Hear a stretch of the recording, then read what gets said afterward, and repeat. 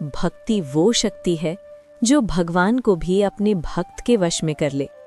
आज हम आपको सुनाने जा रहे हैं महान भक्त जनाबाई की कथा। एक ऐसी दासी जिसकी भक्ति के आगे भगवान विट्ठल स्वयं झुक गए। महाराष्ट्र की पवित्र भूमि पर महान संत नामदेव के घर एक साधारण बालिका रहती थी जिसका नाम था जनाबाई। वो दासी थी, लेकिन उसका मन राजाओं से भी अधिक समृद्ध था, क्योंकि उसका हृदय हर क्षण विट्ठल के नाम में डूबा रहता था। जनाबाई दिन रात घर की सेवा करती, पानी भरना, झाड़ू लगाना, चक्की पीसना, धान कूटना, लेकिन उसके होठों पर हर समय बस एक ही नाम होता, विट्ठल विट्ठल। कहते हैं जब जनाबाई प्रेम में डूबकर झाड़ू लगाया करती तो स्वयं भगवान उसके पास आकर कूड़ा इकट्ठा करने लगते। जब वो चक्की पीसते पीसते भाव में लीन हो जाती और चक्की रुक जाती तो भगवान स्वयं चक्की चलाने लगते। ऐसी भक्ति जहाँ भक्त को पता भी नहीं चलता और भगवान उसकी सेवा में लग जाते हैं। एक दिन संत नामदेव के घर भव्य कीर्तन का आयोजन था। घर भक्तों का आना जाना, भजन, ताल मृदंग की गूंज चारों ओर फैल रही थी, लेकिन जनाबाई चिंतित थी। उसने सोचा, इतने सारे लोग आए हैं, घर का सारा काम कैसे होगा? रसोई, सफाई, पानी सब अधूरा है।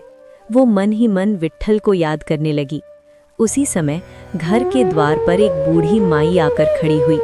साधारण वस्त्र, झुकी कमर, चेहरे पर तेज। बूढ़ी माई ने कहा, बिटिया तू कीर्तन में जा, मैं यहाँ का काम देख लूंगी। जनाबाई ने विनम्रता से कहा, माई काम बहुत है, आपसे होगा क्या? बूढ़ी माई मुस्कुरा दी, तू निश्चिंत होकर भगवान का नाम ले। जनाबाई कीर्तन में चली गई और उधर वो बूढ़ी माई घर का सारा काम करने लगी। चूल्हा जलाया, भोजन बनाया, बर्तन मांजे, घर साफ किया, पानी भरा। जो काम जनाबाई दिन भर में करती थी वो सब कुछ ही समय में पूरा हो गया। ये कोई साधारण बूढ़ी माई नहीं थी, ये स्वयं भगवान विट्ठल थे जो अपनी भक्त की सेवा में बूढ़ी माई का रूप धर आए थे। जब कीर्तन समाप्त हुआ, जनाबाई घर लौटी तो घर देखकर वो स्तब्ध रह गई। सब कुछ साफ, व्यवस्थित, भोजन तैयार। उसका हृदय समझ गया ये कोई साधारण माई नहीं हो सकती। वो बूढ़ी माई के चरणों में बैठ गई और बोली, माई आप कौन हैं? आपने मेरा सारा काम कर दिया, मैं आपको किस नाम से पुकारूं? तभी बूढ़ी माई मुस्कुराई और बोली, जनाबाई जब तू मुझे हर समय याद करती है तो मैं तेरे पास किसी न किसी रूप में आ ही जाता हूँ। तू मुझे विट्ठल नाम से ही पुकार। ये कहकर वो बूढ़ी माई अंतर्ध्यान हो गई। जनाबाई की आंखों से प्रेम के आंसू बहने लगे। एक दिन मंदिर में एक बड़ा संकट आ गया। भगवान विट्ठल का रत्नों से जड़ा बहुमूल्य हार अचानक चोरी हो गया। मंदिर में हड़कंप मच गया और संदेह सीधे जनाबाई पर आ गया। क्यों? क्योंकि वो हर समय मंदिर में रहती थीं, हर कोना जानती थीं और सबसे सरल थीं। लोग कहने लगे, इतनी भोली बनती है, पर हार इसी ने चुराया है। जनाबाई को सभा में बुलाया गया। उससे पूछा गया, क्या तुमने भगवान का हार चुराया है?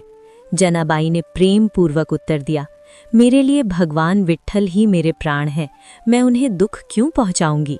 लेकिन किसी ने विश्वास नहीं किया। मामला राजा तक पहुंचा। दरबार में जनाबाई अकेली खड़ी थी। पूरी प्रजा उस पर दोष मढ़ रही थी। अंत में राजा ने कठोर आदेश सुनाया, जनाबाई को सूली पर चढ़ाया जाए। जब जनाबाई को सूली के पास ले जाया गया तो उसके चेहरे पर न भय था न शिकायत। उसने हाथ जोड़कर कहा, हे विट्ठल अब सब आपकी इच्छा। और जैसे जैसे वो विट्ठल का नाम लेती गई वैसे वैसे वो सूली मोम की तरह पिघलने लगी। कुछ ही पलों में सूली पूरी तरह गल गई। सच्चाई का प्रकाश सैनिक, राजा, नगरवासी सब स्तब्ध रह गए। सब समझ गए कि जिस भक्त पर शक किया गया वही सबसे पवित्र थी। सबने जनाबाई के चरणों में गिरकर क्षमा मांगी। इसके बाद जनाबाई की भक्ति और गहरी हो गई। कहते हैं जब वो कंडे पाथती तो उनसे भी विट्ठल विट्ठल की ध्वनि आने लगती। एक दिन संत कबीर दास ने ये चमत्कार देखा और जनाबाई के चरणों में नमन किया। जब संत नामदेव ने समाधि ली तो जनाबाई भी विट्ठल के स्मरण में उनमें विलीन हो गईं। ये कथा हमें सिखाती है कि जब भक्ति सच्ची होती है, जब अहंकार मिट जाता है, जब सेवा ही साधना बन जाती है, तो भगवान केवल पूजे नहीं जाते, वे स्वयं अपने भक्त की सेवा में आ जाते हैं।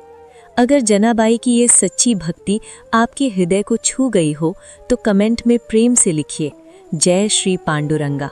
आपका एक शब्द हमें ऐसी और कथाएं लाने की प्रेरणा देता है। एक बार प्रेम से बोलिए, जय श्री पांडुरंगा।